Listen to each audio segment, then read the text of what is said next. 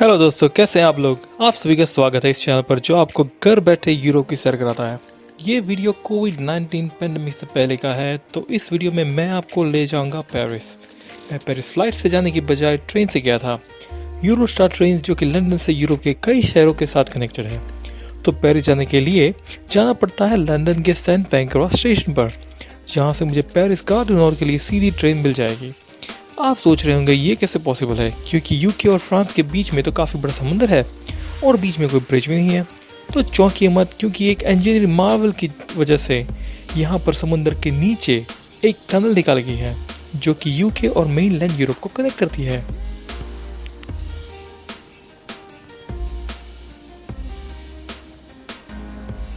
Eurostar से travel करना मुझे कई रीज़न से बहुत ही पसंद है, जैसे कि कोई लगेज रिस्ट्रिक्शन नहीं है, आपकी सामान उठाने की ताकत है, अपना आप ला सकते हैं।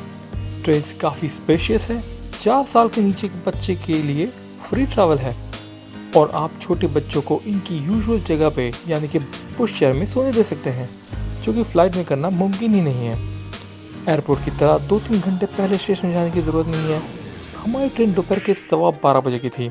हम 11:30 बजे स्टेशन पहुँचे और बिलीव मी 11:50 पे तो हम हमारी सीट पर बैठे थे। Time to time Eurostar special deals निकालता है, जहां पर आप 25 पाउंड पर वे की टिकट खरीद सकते हैं।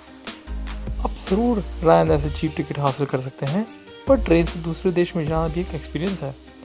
आपका इमिग्रेशन भी डिपार्टिंग स्टेशन पर ही हो जाता है।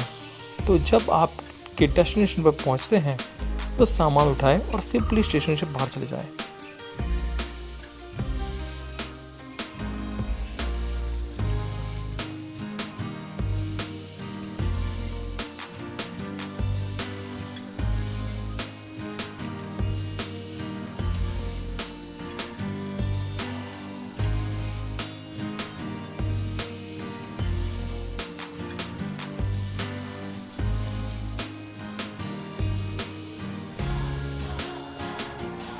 हमारी ये पूरी ट्रिप एफिल टावर के आसपास गुजरी। अगर आप भी मेरी तरह बच्चे के साथ ट्रैवल कर रहे हैं तो प्लीज़ बच्चे को गोद में उठा ले या तो बेबी स्लिंग में रखिए, क्योंकि एफिल टावर काफ़ी पुराना है। ये 100% पुश चेयर या व्हील चेयर फ्रेंडली नहीं है।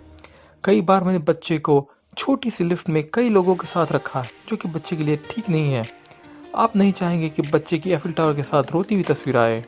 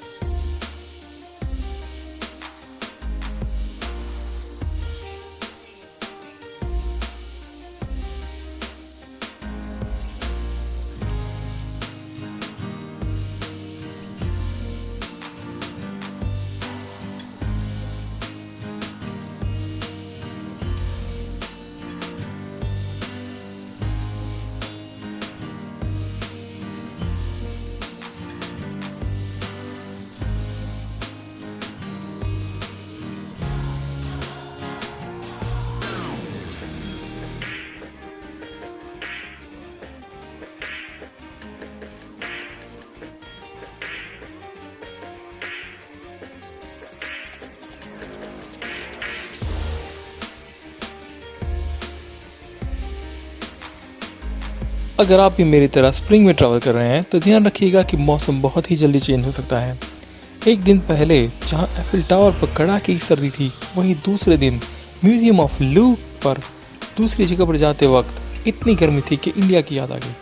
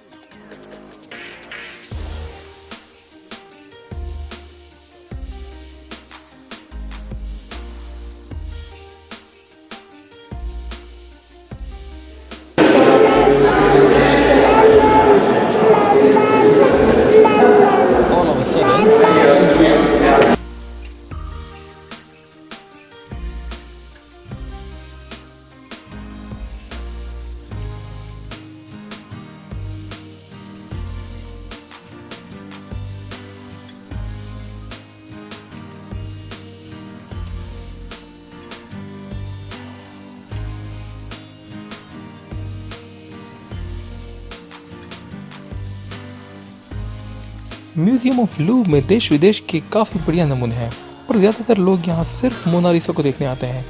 जानते हैं ना मोनालिसा कौन है? अरे वही मुस्कुराने वाली औरत।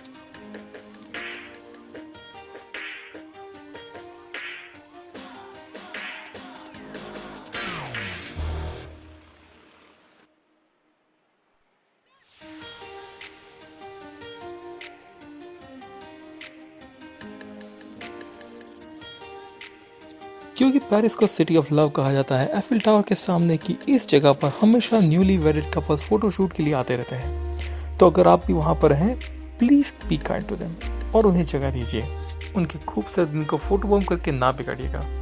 और शाम को अंधेरा होने से पहले सब कुछ छोड़ छाड़ के दूसरे 200-300 लोगों के साथ ये खूबसूरत नज़ारा देखने के लिए ज़रूर आएँ।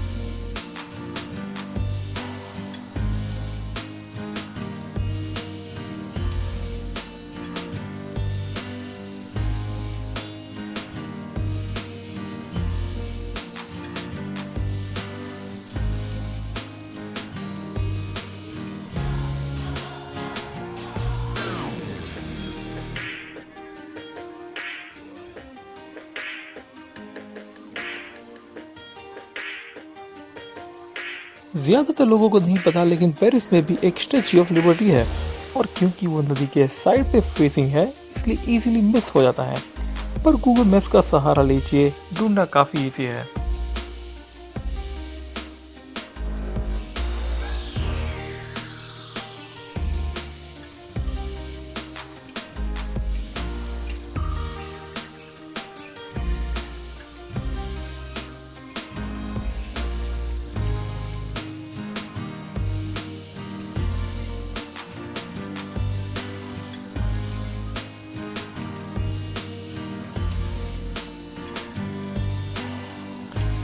कार्टू नॉट स्टेशन से 5 मिनट के वॉकिंग डिस्टेंस पर एक पूरी स्ट्रीट इंडियन रेस्टोरेंट से भरी हुई है, जहाँ पर आपको रोटी, सब्जी, डोसा, इडली सब मिल जाएगा।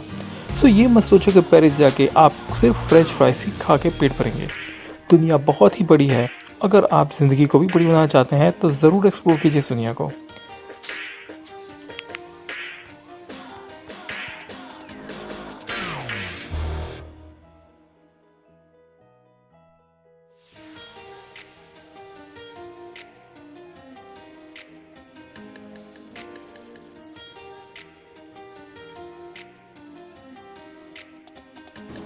मैं जानता हूँ कि बच्चे के साथ ट्रैवल करना काफ़ी चैलेंजिंग है, क्योंकि वो हमेशा आपसे अटेंशन चाहते हैं।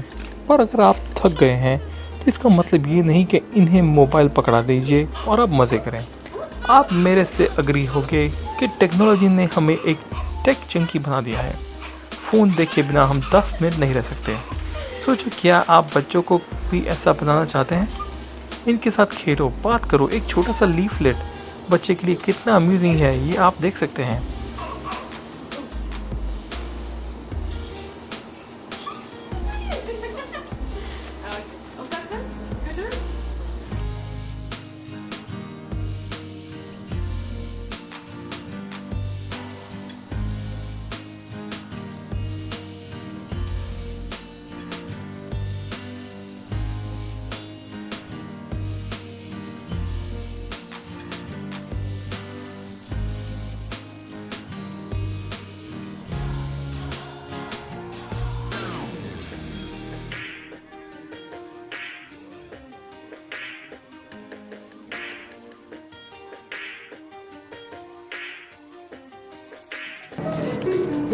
पेरिस से लंदन वापस आकर सेंट पैंक्रास स्टेशन पर एक पियानो है जो कि कोई भी बजा सकता है।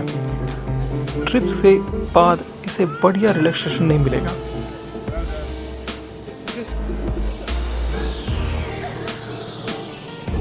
Yeah, I know. Oh, that's so awesome. You're singing as well. Good job.